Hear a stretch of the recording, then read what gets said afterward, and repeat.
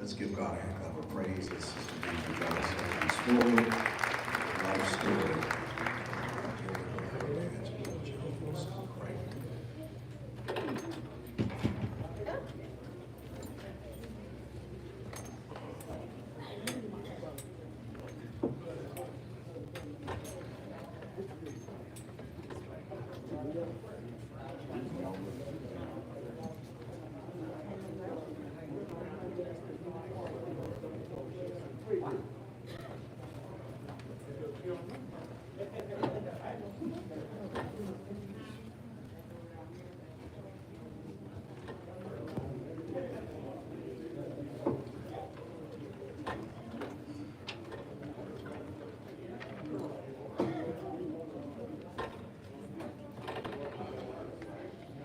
Celebrating the life of Angela Johnson Cray.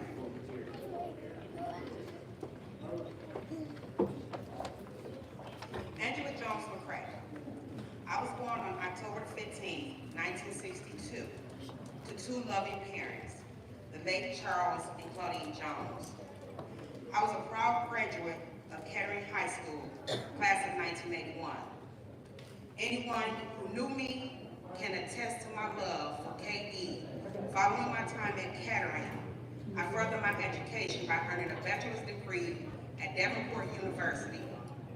I also worked towards obtaining my master's degree before health challenges prevented its completion.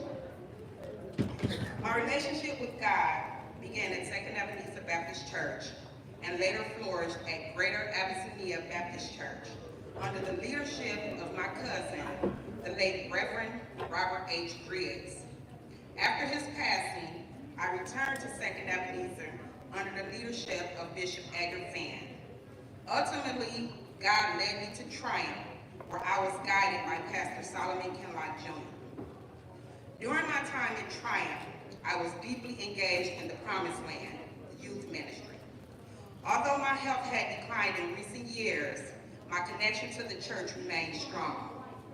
I would always brag about my church and invite others, especially my children. My early years were spent caring for elderly family members, and I considered it an honor. It was the exposure that led to my career in patient care. The greatest gift of all is love. It was through love that God blessed me with 3 beautiful children whom I cherish deeply. I took great pride in the countless moments spent cooking for them, sharing memories, and engaging in meaningful conversations. My heart of motherhood was further extended through the love I shared with my 4 bonus children. I loved my kids, but my grandkids were my heartbeat. I would give anything for them, and their love for me flooded every aspect of my life with joy. Over the years, I had many careers, but none more special than my granddaughter Taylor. Angela had an infectious smile. She never met a stranger. She was extremely thoughtful, caring, and compassionate. She never forgot a birthday, often the first to send birthday wishes and video highlighting the day via the Sunshine Awards on WDIV. Every card included her own additional words of encouragement and concluded with a sincere expression of love. One of Angie's superpowers was her gift of assigning nicknames to those nearest to her heart. Pumpkin, Peaches, Snuggle Bunny, Noop Noop, Poplar, Plum Plum, and Tweet. Cooking was her love language. We will forever miss her famous pineapple upside down cake, pound cakes, potato salad with green olives, mac and cheese, greens, and more. In addition to cooking, she enjoys spending time with family, hosting gatherings, shopping, and playing the lottery. On March 24, 2025, our beloved Angie B gained her wings, forever leaving a void in the hearts of all who knew her. Her legacy forever remains in the life of her children, Stephanie, Christopher, Demetrius, bonus children, Terrence, Calvin, Caviel, and Erica. Grandchildren, Taylor, Demetria, Jacob, Danielle, Jeremiah, Charlie, Micah, and 9 bonus grandchildren. Siblings, Wanda, Anthony, Poochie, and Tiffany, Deidre, Charles, Cosetta, who we all know as Turk, Juan and Tish, Thomas and Wanda, Vernetta and Kenneth, Vernetta and Michelle. One uncle, Michael A. Kemp. Best friends, Olivia, Jacqueline, Cynthia, and Trish.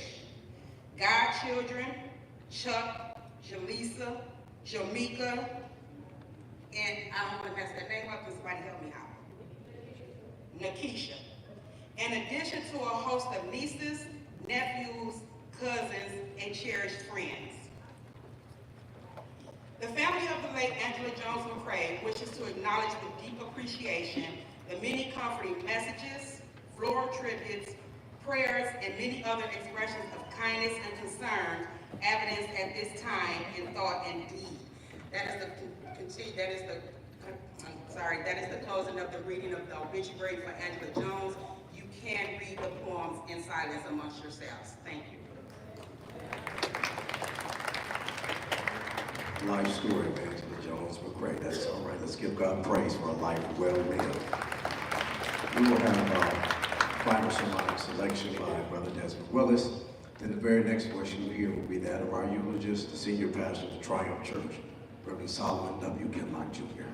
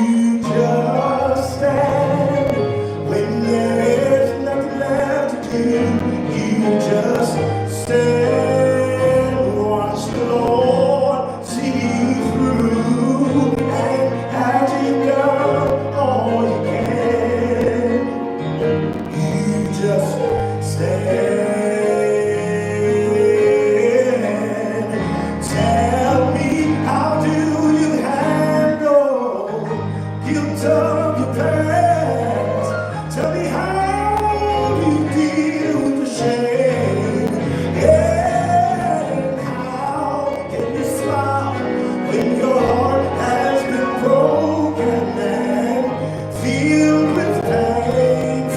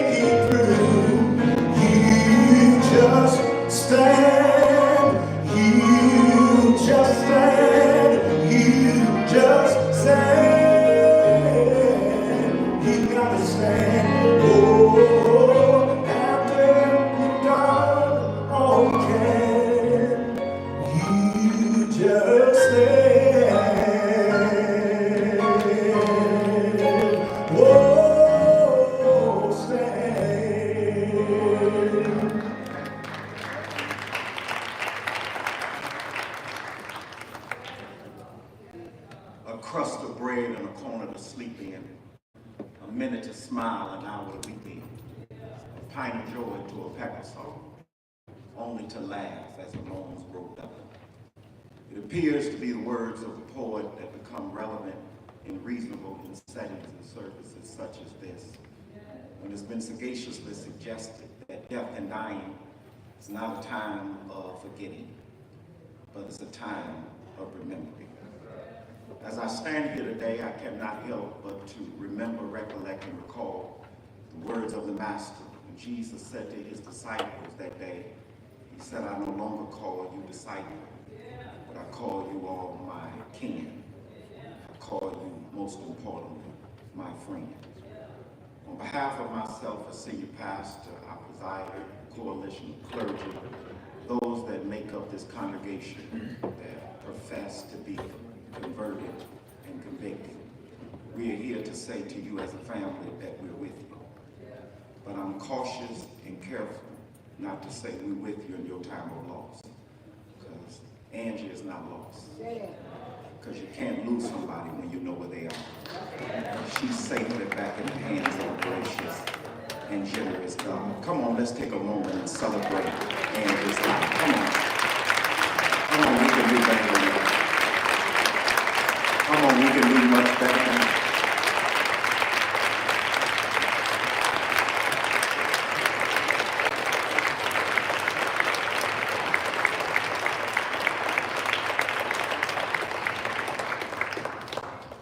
Some time ago, I was in the physician's office for a visit.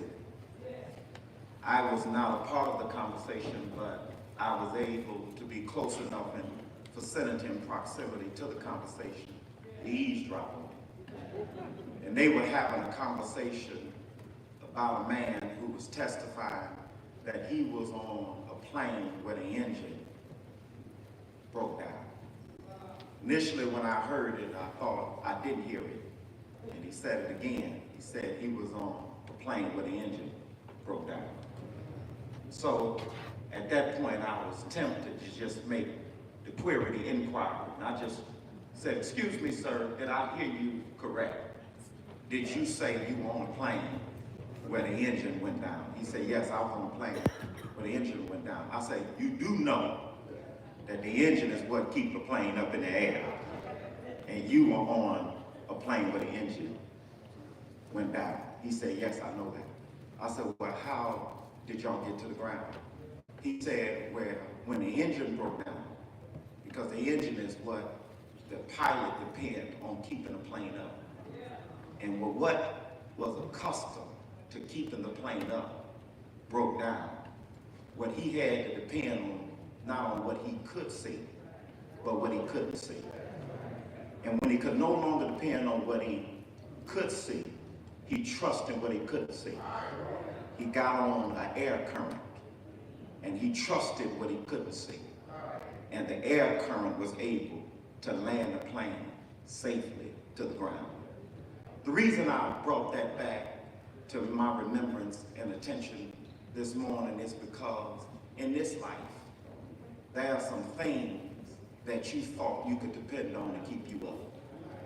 But more importantly, there's some people that you depend on to hold you up. And what do when the people you thought would always be there to hold you up are no longer there to sustain you? Well, when you can't trust in what you used to be able to trust in, you got to learn how to trust and not what you can see, but what you can't see. And know that the Holy Spirit will get underneath you and undergird you. And how many of you know that the Holy Spirit will bring you safely to where you travel? On a day like today, all of us are here today because we lived a life where we could depend on Angie. I've learned in this life, if you get one friend, just because people your kin don't mean they're your friend. If you get one friend in this life, you need to know. I didn't mix and mark my words. I said if you get one somebody in this life that you can call friend, that's a gift that nobody can give you but God. And somebody ought to thank God if you can say Angie was your friend. Not only was she your friend, she was a mother to these children, to these grown adults. I remember when my mama was slipping from one side to another, and I remember my sister called us in a panic, and she said, Mama said she's not gonna let them do nothing else to her. No dialysis, she ain't let nobody cut them, she don't want nothing else. And so she called in a panic and said, you need to come up here and talk to her. She'll listen to you, because I was the favorite, so she would always listen to me. And so I went up to the hospital. My brothers and sisters don't want to admit it, but I was always the favorite child. But I came up to the hospital and I said, Mom, she said, don't come in here talking all that Reverend Ken loud. She said, I don't want to hear it. So Jonathan came in and he wanted to talk her into it. She used language with him she never used with me. And she said something I told the church yesterday. She said, y'all, I'm tired. And I don't want to live in a house that's keep falling apart. Although I was a pastor and preacher, I got to admit, I wasn't ready to live in a world without my mama. Because a mother loves her child all of the time. No matter what the crime, mama will say that child is still mine. See, Jamie, as fathers, we'll get to a limit. You can hit a lid. Fathers will say, you want to act wrong? I'll treat you like you grown. And you can be on your own. But a mama, no matter what trouble or trial he faces, mama will say, you know, Rev, he really a good boy.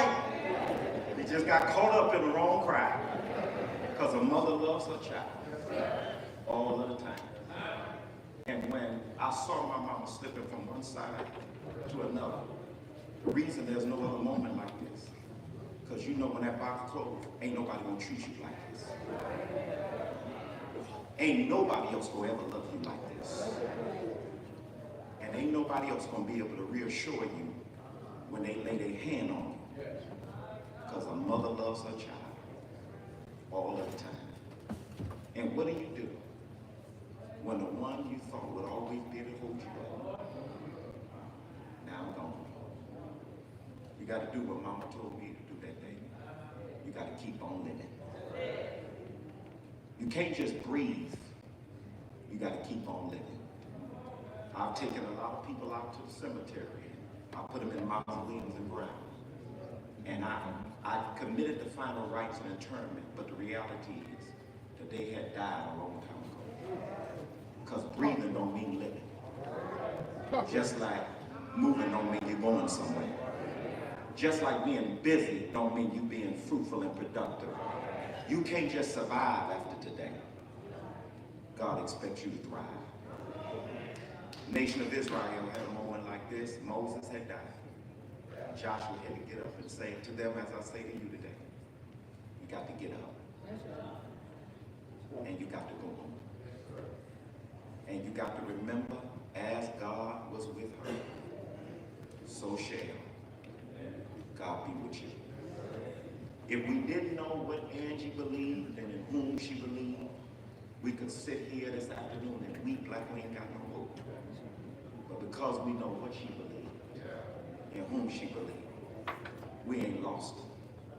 All that happened the other day is that she beat us in. All that happened the other day is that she joined the heavenly choir. All that happened the other day is she got to heaven before you and me. And as long as you make a decision that you need more than cash, cars, and clothes in this life, and you know you need a relationship with Jesus Christ, the last time you saw her won't be the last time you will see her. We'll meet up with her again on celestial shores. She fought a good fight. What a heck of a fighter she was. She finished her course, and she kept the faith. And we come here to humbly say to this sister soldier, and she was a soldier, let's salute her today by saying, well done. Come on, let's salute Angie by saying, well done, my sister. Well done, my sister. Come on, well done, my sister. Angela Jones McFall. Well done, my sister. We'll see you after a while. Heads are bowed, eyes are closed. Lord, you made the call. And as painful as it is, we as a family had to answer. A void is left, the heart of a community, of a